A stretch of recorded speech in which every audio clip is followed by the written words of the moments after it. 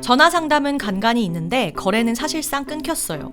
지난 4일 서울 동작구 흑석동 흑석 한강푸르지오 단지 내 공인중개업소 대표는 매수자와 매도자가 생각하는 집값의 차이가 크다라며 이같이 말했습니다. 이 대표는 매물이 조금 나와 있지만 지난 일주일 동안 거래는 단 한 건도 이뤄지지 않았다라며 호가를 낮춘 매물이 나와도 실제 거래는 이뤄지지 않고 있다라고 전했습니다. 서울 부동산 시장의 거래 절벽 현상이 집값 하락으로 이어질지 관심이 집중되고 있는데요. 아파트 거래량은 부동산 가격의 선행 지표입니다. 통상적으로 거래량이 증가하면서 집값이 상승하고 반대로 감소하면 하락 신호로 여겨집니다. 하지만 올해 들어 거래량이 급감했으나 집값이 되레 상승하는 비정상적인 흐름이 이어지고 있습니다. 일정 호가 이하로 팔지 않겠다는 집주인과 집값이 하락하면 매수에 나서겠다는 매수 대기자 간 팽팽한 줄다리기 상황이 이어지면서 일부 지역에서는 시세보다 수억 원 떨어진 급매물이 거래되면서 가격 조정이 이뤄지는가 하면 또 다른 지역에서는 신고가를 경신하는 거래가 성사되는 등 혼조세를 보이고 있습니다. 서울 부동산 정보광장에 따르면 서울 아파트 매매 건수는 지난 2일 기준 1223건으로 집계됐습니다. 아직 등록 신고 기한이 남아 매매 건수가 더 늘어날 것으로 보이나 거래가 가장 많았던 지난 1월 5,797건에 비해서는 약 5분의 1 수준으로 줄어든 것입니다.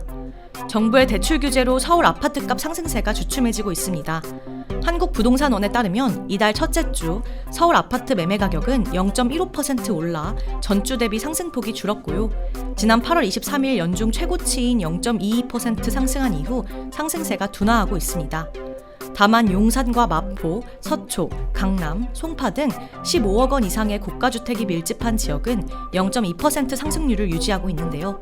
강남권에선 서초구는 잠원 반포동 재건축 신고가 거래 영향으로 상승폭이 확대됐고 강남구는 대치 도곡동 재건축이나 주요 단지 위주로, 송파구는 잠실동 위주로, 강동구는 고덕, 명일, 암사동 위주로 상승했습니다.